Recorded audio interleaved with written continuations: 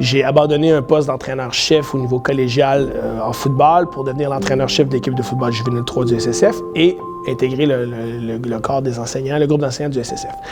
Et ça, c'est une opportunité extraordinaire parce qu'il n'y a pas une meilleure manière d'établir un relationnel positif avec les élèves que de les côtoyer en dehors du cadre de la classe. Quand on a la chance de travailler avec des leaders dans l'école, dans le contexte sportif, puis on les retrouve en classe au quotidien, bien, ces gens-là, ça devient des alliés dans la classe. Fait que ça, c'est extraordinaire.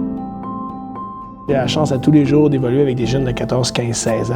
Étant père d'adolescents, c'est beaucoup plus facile pour moi de discuter avec eux, de rester actuel dans le contexte où j'ai la chance à tous les jours de travailler avec des jeunes. Une autre dimension qui m'intéresse beaucoup, on a une belle autonomie dans ce métier-là. On est chanceux, on est le maître à bord, c'est nous qui au quotidien déterminons qu'est-ce qu'on discute avec les jeunes, comment on gère la classe.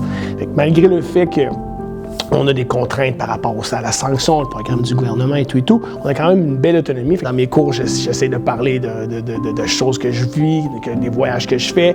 J'espère que ces choses-là vont les influencer, qui vont les amener à vivre des expériences qui vont sortir du cadre scolaire pour apprendre à se connaître, apprendre à se découvrir. J'ai croisé récemment dans un restaurant, dans une bonne table de Québec. J'étais en train de manger avec ma copine au bar. On mangeait tranquillement. Puis à un moment donné, j'entends un monsieur Lehoux.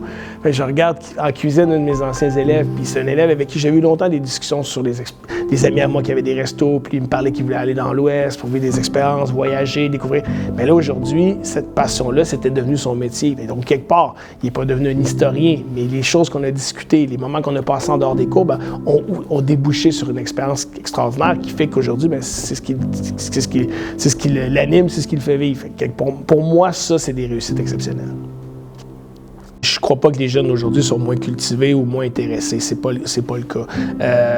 C'est souvent un préjugé. Ils ont des connaissances différentes, ils ont des champs d'intérêt différents des générations précédentes, mais c'est pas le cas. Le problème, c'est que je crois pas que c'est de leur génération à eux, c'est de valoriser ça, de mettre ça en valeur, d'aller chercher ça chez les jeunes. Et souvent, malheureusement, ils perçoivent pas ça comme étant cool de mettre en valeur leur culture générale, mais c'est pas le cas. Les jeunes voyagent beaucoup, s'intéressent à plein de choses. Fait qu'ils ont, je crois, encore une culture super intéressante.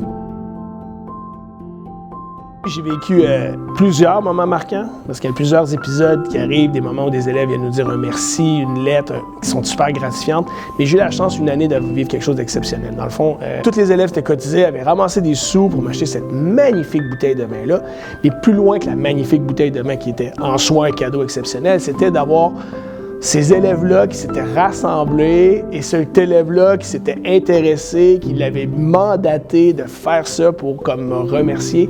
Puis moi, je leur avais dit, je veux dire, on n'aurait même pas dû me payer pour travailler avec vous. Je veux dire, c'était un bonheur à tous les jours de venir travailler avec vous autres. Mais ça avait été ça, un moment incroyable que les élèves, bon, évidemment, j'aimais la passion, ils savaient que j'avais une passion pour le vin, mais qui prennent ce temps-là dans leur vie d'ado occupé, de se désintéresser de tout qu'on leur accuse souvent, mais ils avaient fait tout le contraire, puis ça avait été un moment vraiment marquant.